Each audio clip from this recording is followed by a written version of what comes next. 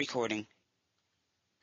Hello again, everybody, to another edition of Consciousness Hour, Anthony Peake's Consciousness Hour. I always find it quite confusing when I put Anthony Peake in the front, because I think it's actually everybody's Consciousness Hour. It just happens to me I'm the boring face on the front of it all. And again, I'd also like to stress, that we tend to forget that in the background is Dia Nunez, who has been such a help to me over the years, and she's been that everything works. So I'd just like to thank her again for the work she puts in, and it is incredible. She's always there on time, ready to go, which is brilliant. Right, I'm very much looking forward to today's chat. The author, James Swager, actually contacted me around about 7 or 8 months ago, wanting me to be part of an interview he was going to do, a sort of TV interview he was going to do for his TV show, Capricorn Radio, Capricorn TV. And I went along, and fantastic interview, really enjoyed it. And James is a fantastic interview, and it's self-evident from his comments. And if anybody's seen it on Facebook or on YouTube, you'll know exactly what I mean here. James really does know his stuff. And in fact, he knows more than his stuff, because I'll give you a little bit about a background to James. He's taught master's degree in engineering. He has a bachelor's degree in physics with astronomy and a master's degree in science, research and society. So clearly he very much comes from a scientific background. He's worked as an engineer, working within the oil industry as a systems analyst, across definitely Europe and possibly across the world. So here is a guy that is a very serious scientist. Not that I criticise people who aren't scientists, but effectively James has a very, very systematic way of looking at information. Now, since then, since James and I met up, I've been checking out his work, and it simply amazes me. As many of you may know, my ethnicity is Celt. And on both sides of my family, I have roots both in Ireland, Scotland, and in Wales. You can't say both, can you? Say Ireland, Scotland, and Wales. But effectively, I have roots both in Southern Ireland and Northern Ireland as well. Family roots, Northern Ireland in Antrim, and in the south of Ireland, both down to Cork and in Westmeath. So effectively, Ireland is an area that's always quite fascinated me from my own personal heritage. And I know that my sister and brother-in-law are also very keen, and they travel to Ireland quite regularly, and they're quite fascinated by the tombs that they have there, the passage tombs and the megaliths. And so it was fairly a delight to discover that my latest guest, James, his book, The Newgrange Serious Mystery, just to prove that we all have this. Oh, this is interesting, isn't it? James is obviously the right way round, whereas mine isn't. So obviously there's something wrong here with this. But this is an excellent book, and I strongly suggest that anybody gets hold of it and reads it. What I'd like to do is, James, is for quickly to say hi, and then for you to introduce yourself to the listeners and the watchers as well. Sounds like something from a Marvel comic from the 1960s, or indeed a famous song by Genesis, I think, was Watcher of the Skies. So why am I going off on tangents? I have no idea. It must be Sunday afternoon. So James, let me stop talking, and you tell us a little bit about yourself, a little bit about your background, and indeed why it was that somebody with the rooted science in engineering and astronomy became so fascinated in megalithic structures. Firstly, Anthony, great to be here. Thank you for the invite for the show.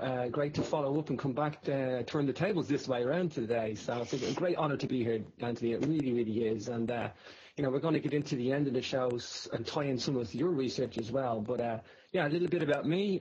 Like you say, I'm an author, but it's my late-coming career. I started off in engineering. I've been through all sorts of engineering background, mostly wind farms, water treatments, power stations, that type of stuff, power generation and utilities industry.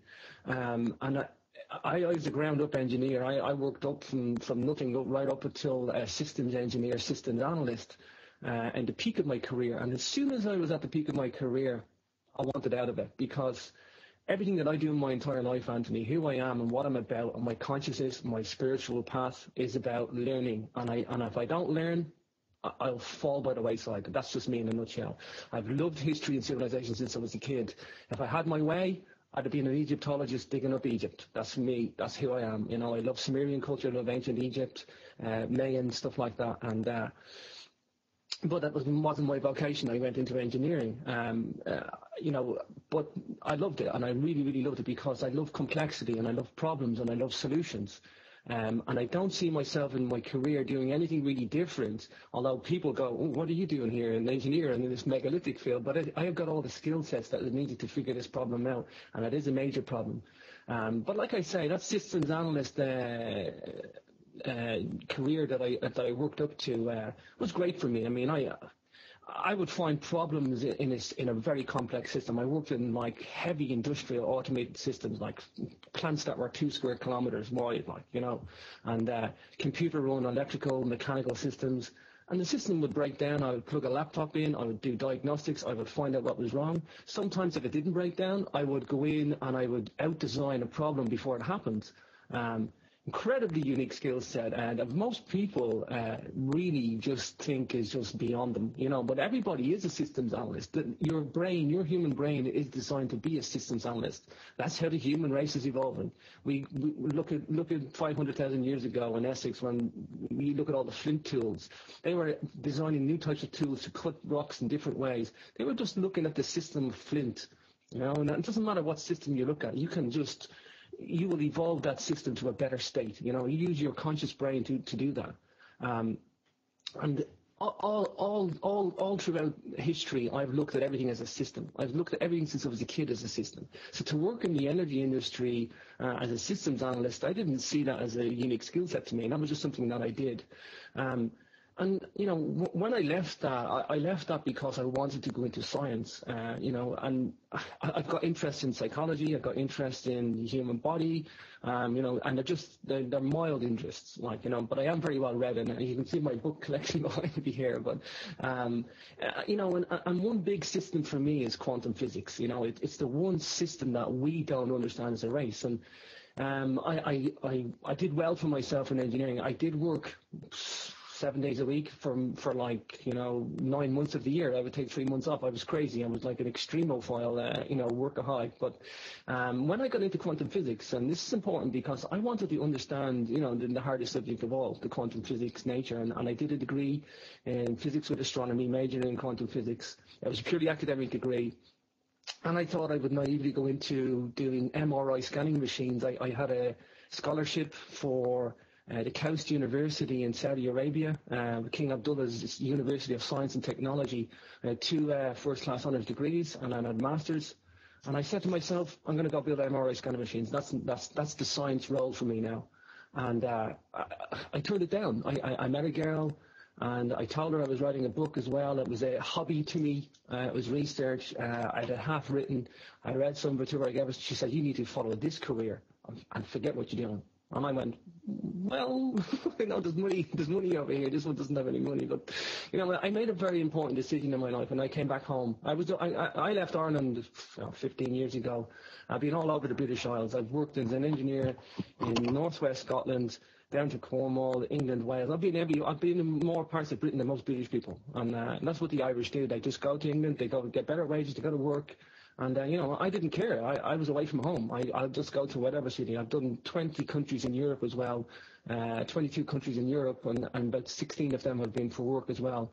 I worked in wind turbines in Denmark, and all these megalithic territories, by the way, all these places that I was living in and working in, they're all megalithic regions, and I always fulfilled that passion as an interest to look at this stuff. It's incredibly important. I was naturally in this region for work. And it was like a playground for me to go out and research this stuff. Now, I never did it in an academic sense. I always did it I used to say I was goofing off these monuments. I would just go, look at them, look at the mystery of them, fulfill that mysterious part of my brain that I love to seek and search answers. And I never, ever thought I would be writing a book on it one day. However, when I did come back home, I had a friend that I brought to some monuments, and he asked me very pertinent questions that I didn't know the answer to. And when somebody does that to me, be sure the next time that I get answer that question, I'll answer it, because that's who I am. I Google everything, I look everything up, I look at, and I'll research it. And that's who I am. I love researching stuff. That's in my nature.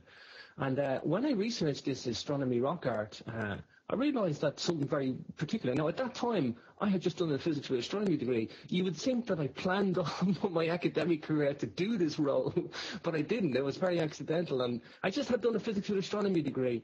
I grew up with Graham Hancock and Robert Bauval, Robert Schoch, John Anthony West in Egypt, and all this archaeoastronomy legacy that they've left us in the last 20 years. They've now become friends of mine from conferences and TV stuff, and that's even wonderful in itself. But I knew about the archaeoastronomy, and I had this astronomy skill set to look at this stuff now. And I just found myself in the right place at the right time to answer this question. And when I looked at this stuff, I went, whoa, hang on a minute. Rock art in Ireland? We have 75% of the rock art of the whole of Europe in Ireland, which is incredible. 45% of that rock art is in a 2-mile radius in Ireland. You know, and if you're going to look to figure a civilization, this is my systems analyst brain kicking in again. If you're going to look to figure out a civilization, you're going to have to look at the wider complexity of the problem. You're going to have to look at this may seem like common knowledge, but it's not done, and it hasn't been done in a very systematic way. You need to look at every megalithic country. You need to look at all the data. You need to look at all the rock art. You need to look at all the dolmens, all the megalithic mounds, all the stone circles. You're going to look for commonalities in design feature, and then you're going to look wider different. You're going to look for commonalities in the rock art and ones that are different. And you're going to look for individualistic styles, and then you're going to see cross-boundary relations to each other and stuff like that. And that's what my approach was. But I knew it wasn't being done, even just within Ireland on its own. And everybody flocks to Newgrange, and everybody flocks to Stonehenge, and everybody goes to Maze Howe, and everybody goes to Avebury, and they become Avebury authors and Newgrange authors and Stonehenge authors, and that's fine. We need that too. There's enough in those monuments to write a book on that. But nobody seems to be doing this wider complexity. There's pockets of it going on, but not in a systematic way. So I realized to myself, okay, we've got a lot of rock art in Ireland. Okay, it's not being done in a systems analyst approach.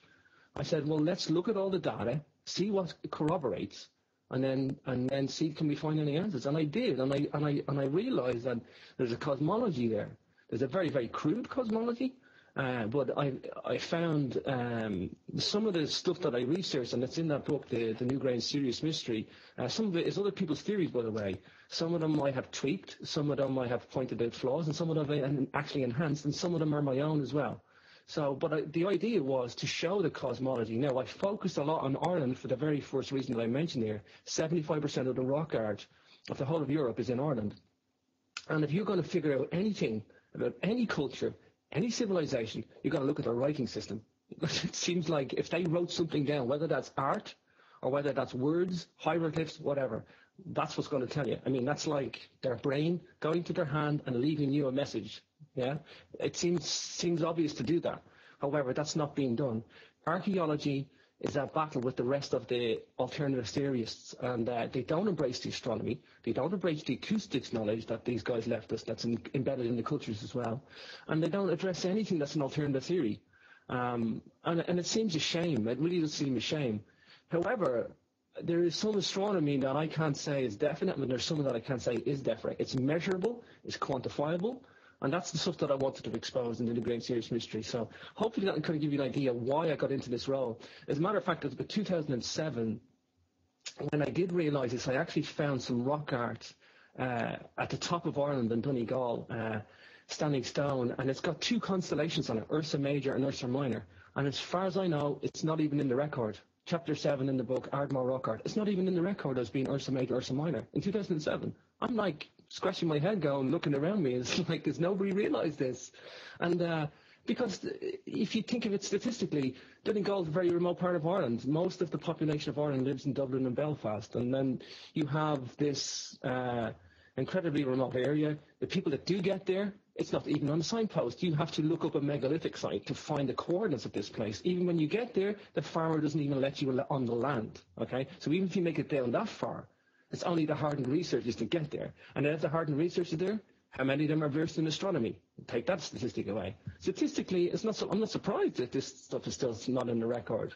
It's not embraced. Now, what I realized about that was that we have constellations shown in rock art, and this is a big thing. I mean, if these guys are drawing constellations, well, then that goes, hello, they were doing astronomy. You can say they have solar alignments and lunar alignments and alignments to Venus, so you can say there's alignments to stars, but that's all theoretical. Well, if you've got a picture showing a constellation. Well, then it's like, hang on a minute, these guys are doing astronomy. And that's what I thought was the most indicative thing. Funny enough, that was one of the first things that I researched. And I thought to myself naively, how much more is out there? So I thought I would go and look at the astronomy. And I did twig something very, very clever. I said, Ireland's very unique because we've got a high quantity of passage graves still intact. And in their passage graves, we've got a lot of rock art. Now, passage graves, for those, just to build up a picture for the audience, and I'll let you come in a second, Anthony. Passage tombs or passage graves, it's a misnomer. The name is a misnomer. They are astronomical observatories first and foremost. Inside there's acoustic effects. And then they have the ceremonial burial of the dead. They would cremate the bones outside and put them in ceremonial bowls inside, and they were very respectful to the people that had deceased. It was their way of, perhaps the people who built the monument were buried there, who knows. But the point is, archaeologists focus on the stones and the bones, and they call them passage tombs, but they're like astronomical observatories. They're like Stone Age universities, if you want to call them that. There's such a body and a system of knowledge encoded into these. But the point is, this passage tomb, it's a dome-shaped mound with a ring of curbstones and a passageway going into the internal chamber. And any passageway or any walkway has an alignment, and the alignment is usually to the sun, the moon, or an equinox or a solstice or something like that. And if you have an alignment, and you've got rock art, well, then you've got a major, major investigation procedure to pursue. Now, that may seem very obvious, but I just thought to myself, well, I mean, this seems to be it happens to be in my home backyard as well, but it seems to be the place to focus, because you go to places like Denmark, where I've seen about maybe 100 passage tombs there. They've got about 450 still in the record. They probably had about 20,000 at one point, and they've all been decimated. There's passage tombs all across the whole of Europe, maybe 60,000 in total at one point. But what's left over there, they have no rock art at all. So you've got this anonymous alignment that doesn't really have any background information. So if you got rock art to back up what you're saying, this is like a major beacon of research, and that's what I wanted to focus on. So that's why I call it passage grave cosmology. It seems like a very obvious thing when I tell it to you, but it's not being done. Like I say, even within the Irish record, I went around to every single passage grave in Ireland, every single one, looking for commonalities. Now, there's 120 plus. Out of those, 50 are decimated. Out of those that's left, about 30 are in various states of decay. And some of them are in pristine condition with the roof still on them. But make no mistake, the alignment is still there. Even the ones that are down to ground level with no roof, the alignment is still there. And it's not rock art at every single one, but we've got a major part of the story.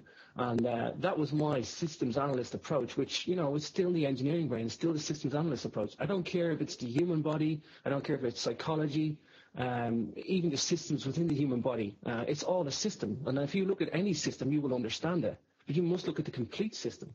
If you look at the complete system, you will see how it works. You'll see why it doesn't work. You'll see why it fails.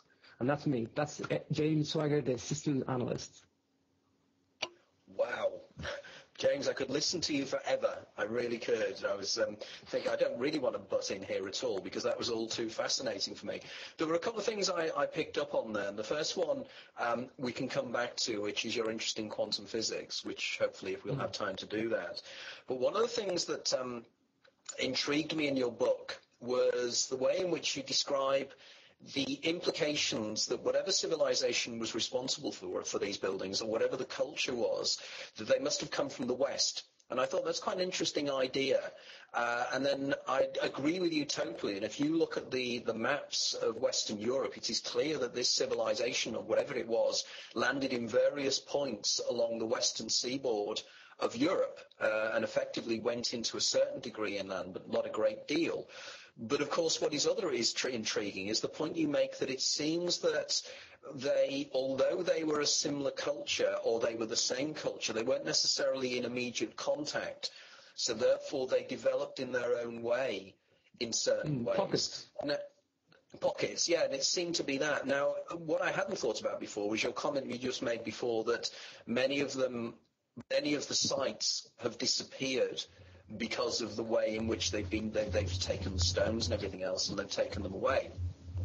But there are two things that I'd like you to just expand upon, really. The first one is who these people could have been, and secondly, more importantly, how they managed to do what they did with seemingly no written language as such. In other words, they didn't seem to write things down. They wrote symbolically.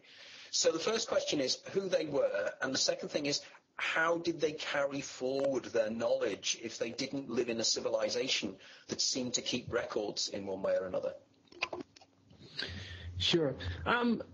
The big question of who they are, actually, I'm in developmental research at the moment. I could go on for a whole show about that, but my research now that I won't get into too much is that there may have been individual tribes and there may have actually been two cultures fused together. I have a lot of good reasons for that and a lot of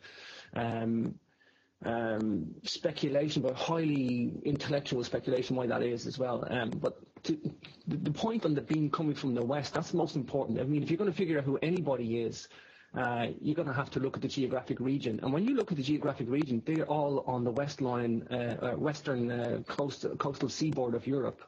So we're talking Ireland, Scotland, Galicia, Spain, Brittany, all around that, and Portugal, all around the Mediterranean coastline as well. Malta, again, being an island, so it's there. Sardinia, Corsica, I mean, all around this western European seaboard, especially in the northwestern seaboard, southern Scandinavia, southern Norway, even up as far as northern Norway, we have standing stones. Up near the Arctic Circle, islands of Tenerife have rock art that's the exact same as Northern Ireland in a place called Seskil Green. And I tell you, nobody goes to Seskil Green because the farmer today keeps bulls in that field, and I've been personally chased by bulls. I nearly lost my life in there before.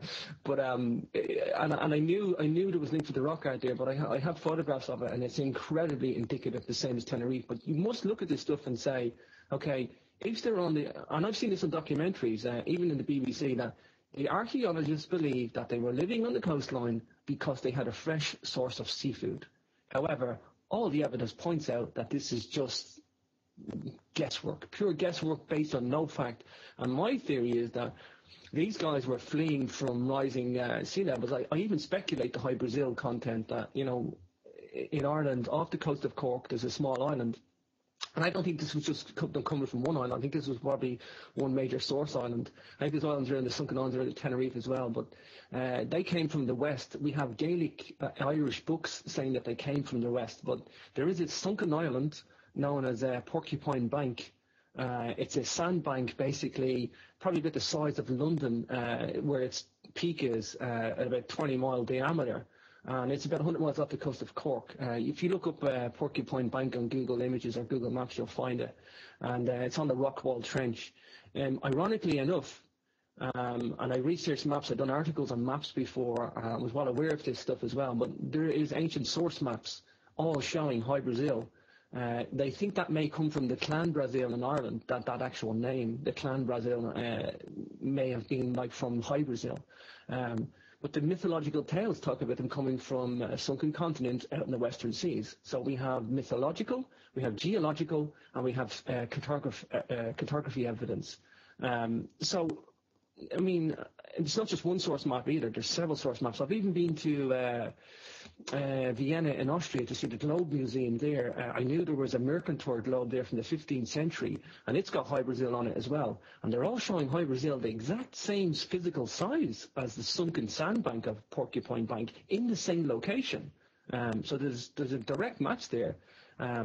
They scrubbed it out of the maps in the 18th century. They sent out ships from Bristol in the UK looking for High Brazil on a research expedition. And they couldn't find it. So they went, well, it's not there, so take it off the maps. And that's why we don't have it in our map record today. But make no mistake, it's there in ancient times.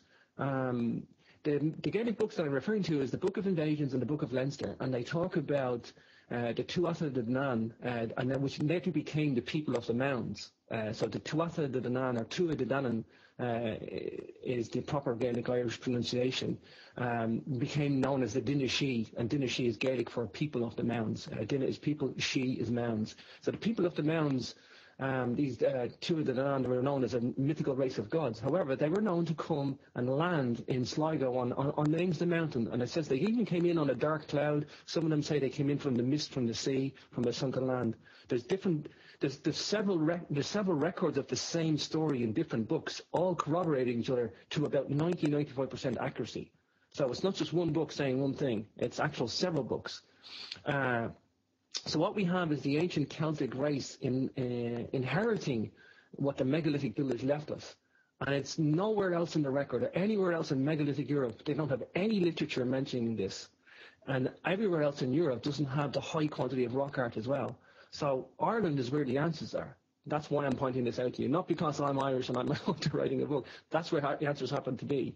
Now, I have gone around all of Europe. I've been to 450 plus passage tombs in an obsessive craze of looking for answers. And I see very, very, very similar styles in some slightly different, some slightly the same, and it's always the same type of building structure. Make no mistake, this was a civilization stroke culture, whichever you want to call it. It was unprecedented. The domain that these guys covered were from Tenerife as far as northern Norway. That's a latitude difference of 45 degrees, which is half the northern hemisphere. And just very quickly, just so the listeners are aware, what kind of timescales are we talking about here, James? Just to put it into chronological positioning. Sure. Good question, Anthony. From the very inception that we know about, 5,000 BC, and they seem to die out at about 1,000 BC.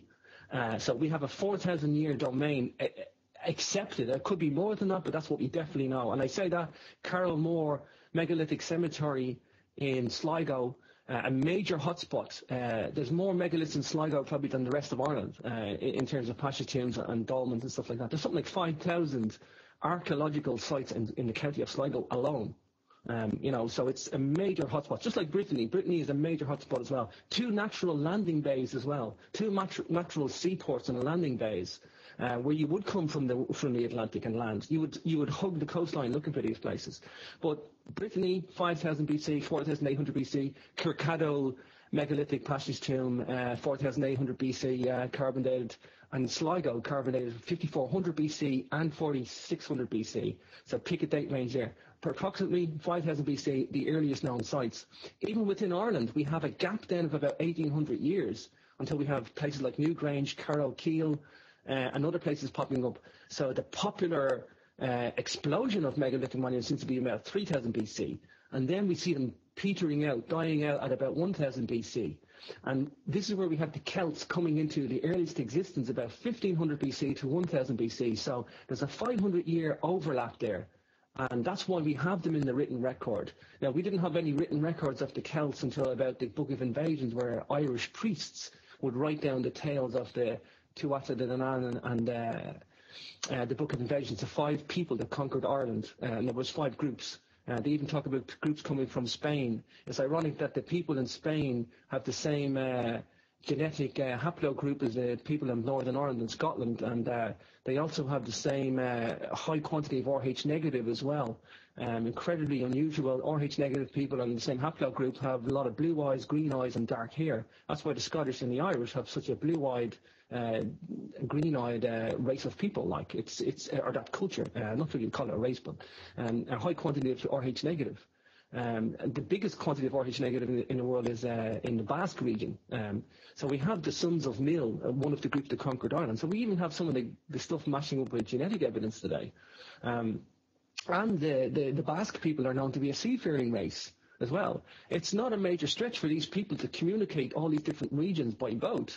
So there may have been some crude contact migrations between island to island. I don't think it was regular, and I don't think it was like we think today, where we go and we start from one place and we conquer like the Romans did. The Romans started in Rome and they spread out like an infection or a virus and then just engulfed everything that was in their path.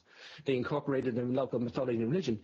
The Celts and the megalithic people weren't like that. What you see is perhaps, quote, boats arriving, refugees by boats that I talk about. Perhaps they were setting up pockets. But they knew their place on the globe from their megalithic astronomy. They knew where they were at in terms of latitude at the very least, and probably longitude as well. And I reckon they knew within roughly an approximate region where the other civilizations or the other parts of that culture was. Great example of that is, and I'll back it up with astronomy, is that in Northern Ireland, in the northeast and the northwest of Ireland, there's a special type of megalithic tomb called a court tomb. It exists nowhere else in the whole of the megalithic civilization. I don't even know anybody that talks about this other than me. They don't seem to realize what a court tomb is. A court tomb is basically like a long burrow that you find in England, or a long passageway with side chambers, probably 5 or 7, and it's got a circle, a semicircle on the very front of the tomb. So it's like a mixture of a passage tomb and a stone circle bolted onto the front of it. It only occurs in the northeast and northwest as well, except for 3 rogue examples in the south. There's something like 300 of these in Ireland, and they're mostly in the top half of the country. However, it's at that latitude that we find the Ursa Major and the Ursa Minor constellation, which is in the north part of the sky. And these court tombs are all facing almost due north. They're always aligned to due north. And when you align something to due north, you're looking at the pole star. And if you're looking at the pole star, well, then you know that the Earth's revolving around the pole star. And if you know that, well, then latitude's not a problem to you. Longitude's a different scenario. But you also understand that longitude wasn't cracked until 1820 by the British, when they set down the princely sum of £20,000 to crack longitude, because they were crashing ships into coastline and the pirates were having a field day. And it wasn't until the greatest minds sat down, I'm talking the greatest minds that we had in the 18th century, that the British sit down and they had to pay up the £20,000 because somebody did crack it. And they had this, because the pendulum clock won't work on a ship, so you have to create a clock that wouldn't lose time. And if you have the measurement of time, well, then you can use your speed equals distance by time formula. And if you have accurate tables, you can calculate your position on the globe. However, how did the ancients do longitude? I think they had a different, and I've looked into this. There's a device known as a tanawa, and basically it's like a pendulum that measures your angle to the moon. And if you can see the moon, and you know where the moon is on its moon cycle, now don't forget that the megalithic buildings, this is only speculation, but it's my answer for figuring out longitude. But there is a device known as a tanawa. We have drawings of this, and that they most likely measured the angle to the moon. And if you can measure your angle to the moon, and the position of the moon in its cycle, well, then you were measuring time. The time, your clock wasn't seconds or minutes or hours. Your clock was an 18.6-year clock, a lunar clock. And if you knew the lunar clock, you would know position. The problem with that is you need to be able to see the moon. If you've got cloud cover and you can't see the moon, that's going to be a problem. But eventually you will see the moon. And if you know where that moon's going to be in its 18.6-year cycle, well, then you know your longitude. It's a very, very crude way of doing it. But we know from notes in County Meath that these guys were obsessed with lunar calculations. Take notes, for example. The eastern, it's said to have an eastern alignment and a western alignment. And I call notes a lunar temple. And the eastern side measures the synodic lunar month. I have to get this right. One side measures the synodic lunar month, and the other one measures the sidereal lunar month. Now, this is an astronomical difference of about 2 days. It really doesn't matter which one you call it. They're both right. One is in an actual lunar month, and one is in an apparent lunar month, because the moon comes around the Earth in its rotation during the month. However, we're also revolving as well. So by the time it gets back around to the start, the Earth has moved a little bit as well. So for it to line up again, you have to measure the actual lunar month plus the little bit that we moved as well. So that's why we have one at 27.3 days and one at 29.5 days. So we use the apparent lunar month, this 29.5 days, but it's actually 27.3 because that's a sidereal. Same as a solar year. We have an actual solar year, synodic and a sidereal. Same as a synodic and a sidereal of Venus, everything. It doesn't matter what's moving out there. One's an apparent one because we're moving around. You have to add on the little bit of movement that we do as well. But these guys measured both of them, and it's encoded in the North Lunar Temple, and that's why I talk about it. You can say it's exactly 3 synodic lunar months to the alignments, and they wrote it on the eastern side and they put it on the western side. But still today, archaeologists and other researchers look at this and go, oh, it was an equinox alignment, and it was on the sunrise, and it was an equinox sunset on the western side. But they're not exactly due east and they're not exactly due west, and they're out by a few degrees, and they think that they were dummies and they got this alignment wrong. Well, they were just tying in. This is the clever thing as well. They tied in the solar observations that they did with other things. They built upon their cosmology. The solar, let me just state the solar cycle. Everybody focuses on Newgrange and Gavrelis and all these other, and Stonehenge for that matter too, the alignments in summer solstice, winter solstice. This is a spectacle, yes, but it's not the most evolved thing that these guys did. This was just nonsense to these guys. This was just trivial, everyday chores. Get the solar alignment. Once you have the solar alignment, you can then use that to do something. Yeah. When you look at the sun rise in the east, it sets in the west. That's the given. Everybody knows that. That's basic, no matter where you are, know. But in the north, the further north in the hemisphere you get, it rises in the northeast in the summertime and sets in the northwest in the summertime, in solstice, June 21st. And in the wintertime, it rises in the southeast and sets in the southwest in dead winter at 21st of December. So what we have is that solar wheel. We have northeast, northwest, southeast, southwest, and due east and due west, and then north and south. So you have an 8-segmented wheel with 8 cardinal points. You have the north, south, east, west axis, and you have the northeast, northwest, southeast, southwest. So we have an 8-segmented wheel, and they drew this for us. It's all over like County Meath. Like you have this, we even have it in Malta as well. I know you've been to Malta as well, and I've seen it in the rock art in Scotland as well. This 8-segmented wheel, they were able to measure the solar wheel, but this was just definite days that they could do astronomy. If you're going to do astronomy and look at the stars, because the stars move over a much crazier cycles than the sun and the moon, and there's a wobble in the earth, and there's a 26,000-year cycle. There's the lunar cycles of 18.6 years, and if you're going to start building or figuring anything out, you need to do the astronomy on the same day. You need to just do your observations all on the same day, because you have summer constellations, you've got winter constellations, and then you have the long cycle of precession. If everything's revolving and moving around out there, well, there's a point of doing it on different days of the year. And this is observational cosmology. This is using the naked eye to observe the stars. You use the Earth as the optical telescope. You just stand on the Earth and you observe and you look at for patterns and cycles. And they did that, and they used the solar cycle for that. Once you have that solar cycle figured out, you can use it for something. And what we find is that these court tombs in the north of Ireland are facing due north. Now, that rules out the sun and the moon. That only leaves the North Star. And I did this for the Cassiopeia constellation as well. When you go to Carol Keel, there's 5 passage tombs, each aligned to the setting star of the Cassiopeia constellation.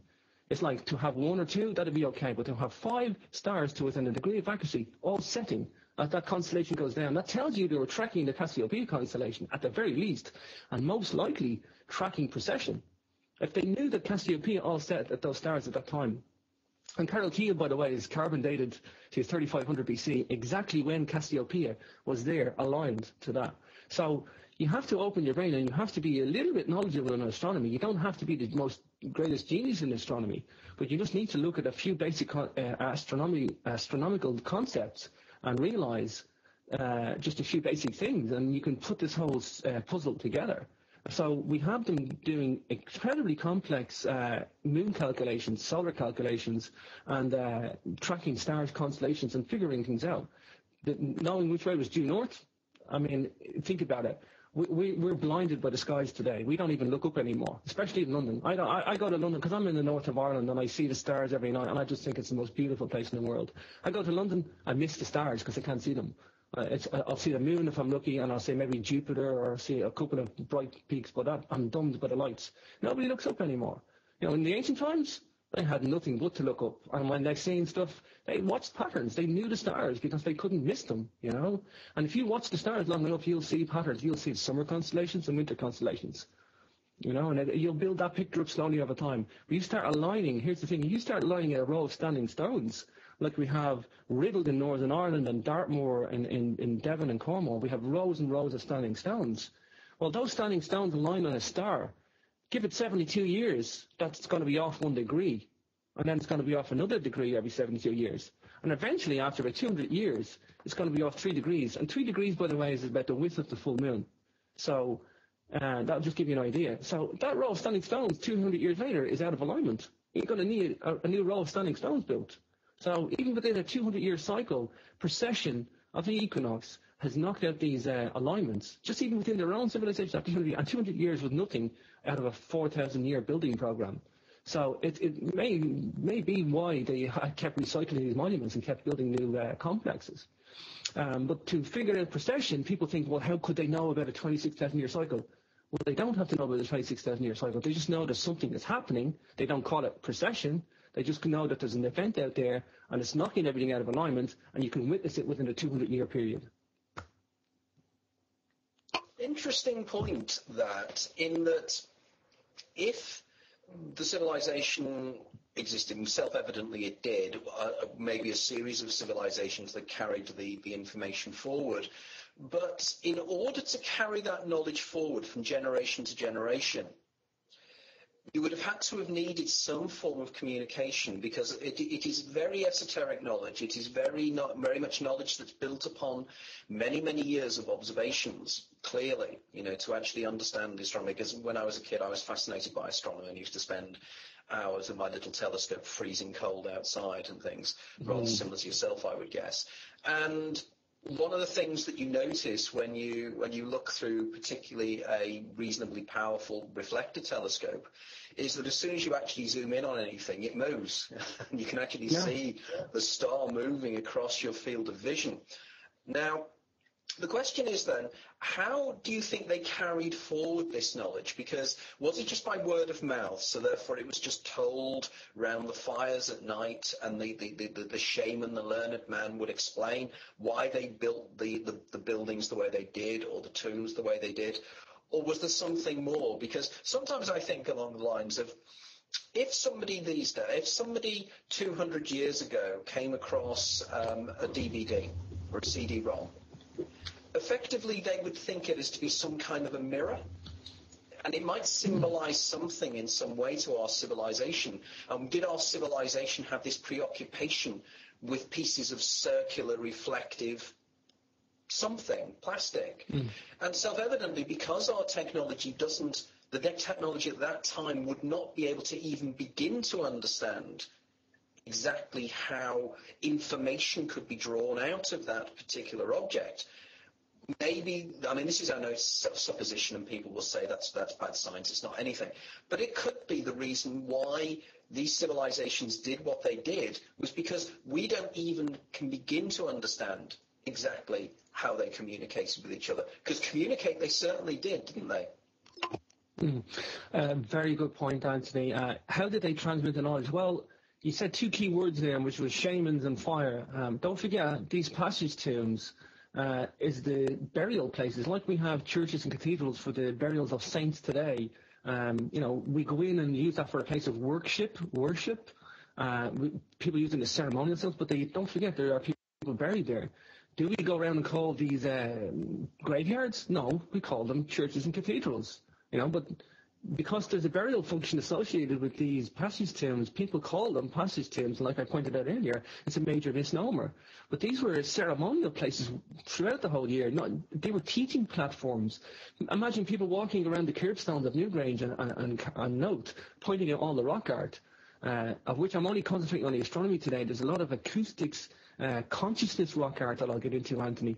There's two types. 50% of the rock art isn't astronomy. It's weird, what we call entoptic phenomena, showing what people see going into altered states of consciousness, spirals, chevrons, floating circles, semicircles, check patterns. There's a whole list of 40 images that you can see, iconic symbols and imagery called entoptic phenomena, and they're all at Newgrange. They're all there.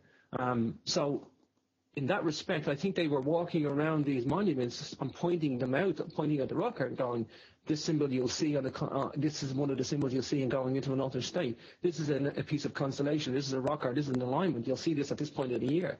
These were Stone Age universities, and they were shamans. You make no mistake that there was a ritual function going on here to a very high level in many areas of science, not just saying goodbye to the dead, cremating them outside, and bringing them in, the burnt bones, and putting them in the ceremonial bowl. Some of these ceremonial bowls, by the way, weigh a ton, and they were actually put in first because you can't even get the ceremonial bowl out the chamber, out the passageway.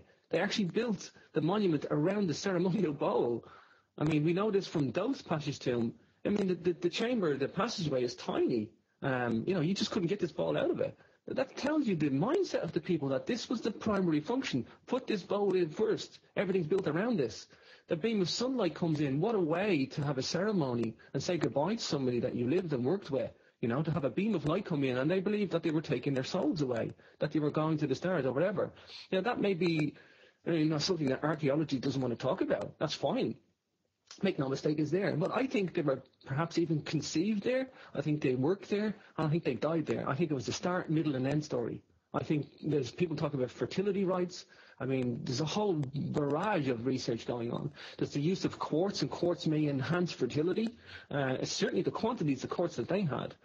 Electromagnetic light comes in and hits quartz. When it hits any type of quartz, this is a scientific principle. It will be shifted into the magnetic spectrum. Electromagnetic light is two waves, electric wave and a magnetic wave. And they're both 90 degrees from each other. And they're both two sine waves. One goes up and down, and one goes left and right. And put the two together, you get an electromagnetic wave. Well, the electromagnetic wave gets shifted more into the magnetic spectrum, and when it gets shifted into the magnetic spectrum, it will enhance fertility. This is a proven, known scientific fact. Did they know that? I'm not so sure. But they may have known that in 3113 BC, when there's a major sunspot cycle event affecting fertility, which is what the Mayans started their astronomical calendar on, 3113 BC. They weren't even around then.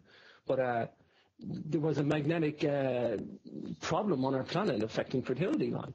There's great research into that. So the use of quartz at these sites, and I think is a fertility, perhaps maybe they're conceived there, who knows. But these monuments were used all the way throughout the year. The summer solstice, the winter solstice, the spring and autumn equinox, and the halfway points in between, the exact halfway points in between. There's a lot of alignments to those as well, these 8 points of the year. And then you would have had astronomical events happening. I mean, these were teaching platforms, and they were constantly used throughout the year. Although there was maybe one main event, there would have been a teaching platform there. Now, don't forget, when you have a fire to cremate a body, that's incredible. You need to chop down half a forest to create a body. I mean, that would have been a massive, massive fire that would have been seen from miles away. And don't forget, you can even see, when you stand on some of these places, you stand on a passage tomb on top of a hill, you'll see it in the next hill.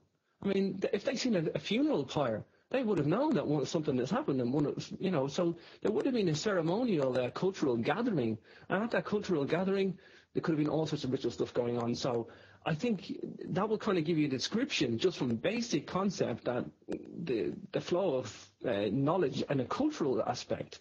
But most likely, they encountered this rock art to explain the cutting areas of research that they were into, which was astronomy and consciousness exploration. Now, I want to bring in Malta. I know you've been there, Anthony. Malta is just a fascinating place. I know you've had an awesome time there. There's a place called the Hypogeum. And still today, the archaeologists in Malta don't even accept that the Hypogeum or any of the temples on Malta are to do, or anything associated with, the rest of megalithic Europe. With the megalithic Europe, I mean Stonehenge, Newgrange, Maze Howe, Brittany, all that type of stuff. And they believe Sicilian farmers came over. Why they didn't build the stuff in Sicily, the Sicilian farmers, I don't know. But the reason they think that is because there's red ochre found in Malta, and there's no source of red ochre anywhere in the whole of Malta. So they had to have got it from an export from somewhere. So they come up with this idea that Sicilian farmers came over and built the megalithic temples. And they have typecast themselves into this role, and they truly believe it, and there's no changing it. They're just ignoring blatant evidence in front of them. There's a ceremonial bowl in a place in Wicklow in Baltinglass. It's a passage tomb, and it's a triangular bowl, weighs about a ton. It's where they would have cremated the dead and brought them inside to ceremonial offer in one of these bowls. It's a tri-cornered depression of a concave bowl. It's exactly the same as one of the ones in Tarjan Temple. If you I have a picture of the two of them side by side, you couldn't tell them apart. It's the exact same ceremonial bowl. You've got the spirals. You've got the same, they don't call them recesses, they call them apses, okay, for some reason. They have a different name they call them temples, we call them passage tombs. It's the same type of monument, the same building, the same curvature, the same building techniques. And the same solstice alignments, everything is just coming in, and it's all doing the exact same thing. And it's mind-numbing that these guys are still disassociating Malta with the rest of Europe. But there's a lot of pride and ego in Malta. And then Malta has got a rich, don't get me wrong, I can see why. They have a seriously rich heritage, just like Ireland. But they've had the Phoenicians there, the Romans, the Tunisians. Everybody's been in Malta at some point in time. And they're just so proud of their heritage for all of it. And I just don't want anybody taking it from them. And it seems to be a major problem that they need to get over as a hurdle. They would have much more tourism if they did. But they even have a picture of Newgrange there at the Niagara Temple complex when you go into the visitor centre, just to appease the public, because there's a lot of interest there. And people say, oh, this is just like Newgrange. And so they just put a picture up there and they don't say anything about it. Just leave it there as suggestion, and that's the best you're going to get out of them. But make no mistake that the Hypogeum is by far one of the most indicative parts of this megalithic culture with respect to consciousness and spirituality, or the ritual function that these were doing, because they didn't take these temples above ground. Malta is a very small island. There's something like 28 temples there between dolmens and temples. And out of all of them, there's no cremated or burnt remains found, and so that's why they're not called passage tombs. The tomb function was in the Hypogeum. They had a special place for the ceremony of the dead. Yes, they still celebrated the temple up there, but they had a special place. Now, the Hypogeum is a megalithic underground complex. It's a 3-story cave system, and it's got hexagonal entropic phenomena on the ceiling. It's got an acoustic oracle hole. It's just basically this little niche in the wall. And when you or chant into this, it's like something you would put a statue in, Anthony. If you had a curve in the wall, or a little place you would put a statue in, that's what it looks like. But when you speak into it, or your sound wave goes into the curved niche and it comes back at you, and it goes around the whole cave plans, and it resonates only at the male vocal range. It doesn't resonate at the female vocal range, although myself and my other half did a little test there, and it did do it in another part of the complex. But it's only at the male vocal range that this happens. And as a result, all the side chambers and everything down there don't have doorways going into them. They have these oval-shaped holes going into another room. And it's just like a bass box. And a sound hole on a guitar will give you this bass box effect. And as a result, the 3-story cave system resonates so much so that the infrasound hits you in the chest and it affects your brain waves. If you did it long enough, and I did this at acoustic testing in passage graves, it will affect your consciousness. These guys may have had psychedelics, entheogens. They may have did it with acoustics. There's the sound people in the rock art, and we know that from down in South Africa, they use rhythmic dance to go to all stages of consciousness. It doesn't matter what your root is in, but make no mistake that they left us this consciousness, what I call consciousness rock art. And this is going back deep into antiquity. You can go and check this stuff out in Paleolithic rock art in the Ardennes region in France. It's all over there, Peshmerga, Lascaux, and stuff like that. So we have this deep antiquity of conscious rock art. We even have the Pleiades drawn there. I don't know how far back this stuff goes. I mentioned that in my next book, The Megalith Acoustics Mystery. But these teaching platforms was a system of exploration of consciousness, exploration of the stars and astronomy. It was just like a university. It had different branches, but it was like a system of knowledge. And each of these systems of knowledge have definite lines of inquiry. Make no mistake, there is plenty of stuff still to be discovered. And the Hypogeum holds the key to all this, Anthony. The Hypogeum had 5,000 remains buried in the deep pit of it. They probably ritually used this place for 1,000 years.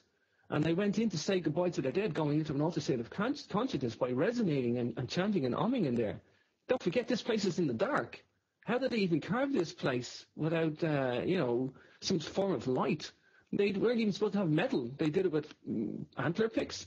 I mean, it's one of the most eeriest, strangest, bizarre, awesome technical achievements. It's everything. It's got everything. I mean, it's just begging to be explored. They only let 10 people in per hour, and they let 8 people, I think, to 6 or 7 sessions a day. And that's it. And you have to book this place 6 weeks in advance. They're trying to control the outgrowth of algae down there and moss down there because it's a damp environment. And it was only discovered in the 19th century. However, the Hypogeum, they took these skulls out, and I'll wrap it up with this. They took these skulls out, and what's so different about the skulls is that they had a different shape to them. Now, they're not like the elongated skulls of Peru, but they're not far off it. They have no sagittal suture. They may have actually been a separate tribe or a different group of people. At the very least, that's what they are. At the very least, just by their own shape. But they were all showing signs of, some sort of a strange skull shape. So they may have been their own tribe that were there, but they were exploring their consciousness. They have a definite system of acoustics knowledge. I tell you that for nothing. If you even look at the Tarjan temples and Niger temples, you will see some of the blocks are so tightly fitting together, but they're not. They curve the walls. They're like a parabolic recess. You won't see that because the roofs are missing, but if you look up the wall, they seem to have this parabolic effect, which will enhance the acoustics. Down inside the Hypogeum, they didn't cut straight walls. They basically carved solid bedrock. And when they carved solid bedrock, they put in what looks like lintels and doorways, but it's all one piece of rock. They made it look like standing stones with lintels, but it's one piece of solid rock. And the walls are slightly curved as well to enhance the acoustics. And then they didn't carve doorways in. Even the archaeologists, they said, well, the ground level was probably up higher, and that's why they didn't have to build a doorway, because the ground level was up to the edge of the window, and that's where you could just walk into the rooms. And it just makes no sense, because they actually have steps and doorways down at low level. That theory is just blown out of the water. No, but the challenge isn't there, because they have a tight rail on this monument. I mean, very people go in and get out of it. I mean, you can't get private access to it. No researchers get in or out. No, these skulls aren't even on display. They're kept in the basement away from public eye. But the Hypogeum, I mean, if you're going to study anything about the megalithic civilization, look at the stones, look at the bones. But nobody's getting to look at these bones. Most of them are being cremated in Europe, but the ones that are in Malta are kept in a museum. So look at the bones of this civilization, okay? Make your decision based on that, yeah? But, I mean, that's not being done because they're being kept from us.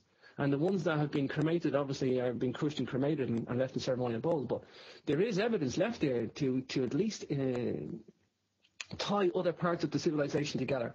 And there is different evidence in each geographic region, but there is also commonalities there that are begging to be explained.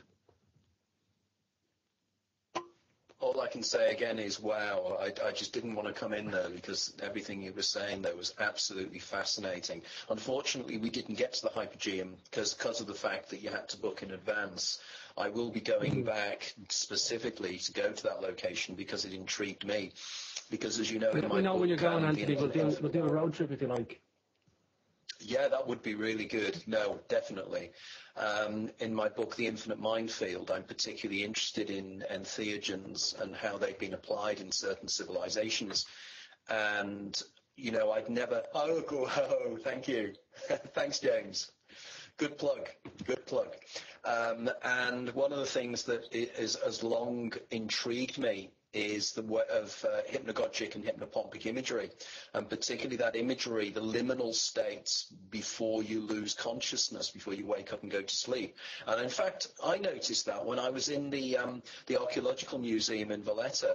I was particularly intrigued with the spirals that they used. And also, unfortunately, we're going to run out of time now, which is really sad, so we need to get you back on this because you've only just scratched the surface here. I mean, I was particularly fascinated by the tracks, the Clapham Junction tracks that they actually have in Malta as well, where they have these rocks. They go into the sea, Anthony. They even go into the sea. Which is weird. It's almost like their own version of the Nazca Plain. You know, it's very, very, very fascinating.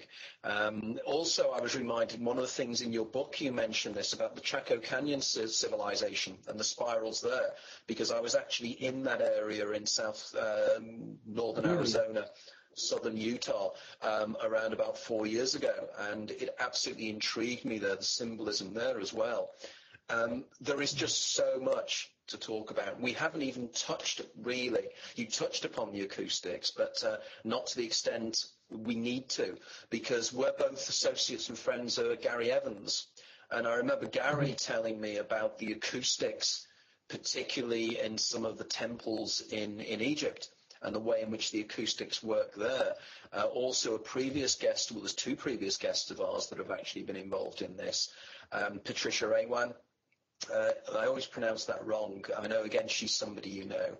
And also Serena Roney-Dougal, both of whom discussed unusual states of consciousness that they experience or have experienced within the tomb complexes in Egypt. So clearly there is something here that is of profound importance, and I really didn't want to stop you there because everything you were discussing there was just absolutely fascinating, Because we've only got a few minutes left, James, I know that a lot of the listeners out there, some of them will know of your work, some of them won't. Could you tell them a little bit about what you do? I mean, I was particularly interested to know that you're doing 2 events in the next few months, where you're doing the ancient sites of Ireland, and you're also doing the Anunnaki realms of the Maya tour as well. Can you tell the guys a little bit about this? Because I'm sure an awful lot of people, after listening to what you're talking about there, and you're just great at getting information across. You're like me, you're a kind of information junkie, and your enthusiasm just flows away. It's brilliant. It's absolutely brilliant. So if you can tell some of the guys how they can contact you, everything else, and the kind of tours you do and everything else, please do, fire away. Sure. Yeah, the information, I can't stop it sometimes. I'm waiting for it to stop itself. But, yeah, I can thank you for that. JamesSwagger.com for everything I do. You'll catch my tours there. I do a lot of private tours as well, Anthony, and they're kind of taking up a lot of my time. But I have a big Irish tour coming up in June. You'll catch that there. I'm talking about some megalithic stuff in Mexico. That's the Anunnaki realm of the Maya Yucatan Equinoctial Symposium. And that's going to finish on the equinoctial event where the sun lines up the pyramid and comes down on the serpent. You catch that all again at jamesswagger.com. You'll find the links there. I just wanted to mention though, Anthony, and just it's pertinent. I'll go quickly. There is rock art with a zigzag wavy line. It's like a sine wave almost. And picture this, Anthony. Let's say you had incense burning inside these chambers while there was a ritual function going on. You would see a standing wave. If you had an acoustic effect happening, you would see a standing wave, and it would show up physically in the air. You would be able to see it as a zigzag standing wave like that. And we have actually evidence of this in churches today because there's acoustic effects with the recesses because all churches are in the shape of the cross. So you have these recesses at the top of the left-hand, right-hand side of the altar. And when the church choir sings and there's incense burning, you will see zigzags waves. If you look in the air and smoke particles. So this may be why they were actually aware. There was a physical representation of why they were aware of acoustics and sine wave art, just these zigzag. And we have many references of this in Fornox and all across megalithic Ireland. But just wanted to add that in as well because there is an actual physical reason why they may have been aware of acoustics. And I like to give that a practical example as well. But yeah, if people want to check out what I do, jamesswagger.com, you catch me on YouTube, Capricorn Radio and Capricorn TV. And I have like-minded authors like yourself, Anthony, on the show. And I'm developing Capricorn TV at the moment as well. I'm 38 episodes in there with stuff, and I've got all sorts of conferences I go to. I've got a big one coming up, by the way. Egypt's a major area of research for me. I've got a big one coming up in August, and there's a new advancement for discovery in the Great Pyramid, where they had a use of iron in 2500 BC at the very least. And there's 2 Germans involved with that, and I've got a documentary interview on that on Capricorn TV. But again, you'll find it all on YouTube or Google or whatever. You'll just find it. Yeah, jamesswagger.com links everything up anyway. Thank you very much, James. That was absolutely terrific. We will have you back as another guest. And as I say, I think I could just listen to you for hours. Really do. Right, okay, folks. That's all for this week, for this month. Our next guest will be Mark Booth, the author. And he is famous as Jonathan Black, the author of The Secret History of the World, which was a huge international bestseller a few years ago. I've been a long admirer of Mark / Jonathan's work, and I'm really looking forward to having a chat with him. And I suspect that there will be an awful lot of the issues that James has talked about today that will be very much themed in Mark and I's discussion. We'll be recording that on the 17th of May. And we'll push it on from there. We've got lots of new guests coming on board as well. I've recently negotiated. We have Irvin Laszlo joining us in December this year as well, and 1 or 2 other guests. We've got Daryl Trefford, the guy who was the technical expert behind the movie Rain Man and was one of the world's leading authorities on Savant syndrome. Lots of people coming up, so there's lots more to look forward to on the show. And again, thanks to Dia in the background, and again, thanks for my special guest, James Swagger. Thanks, James. Thanks, and bye-bye, everybody. Thank See you you in a month's time. Thank you.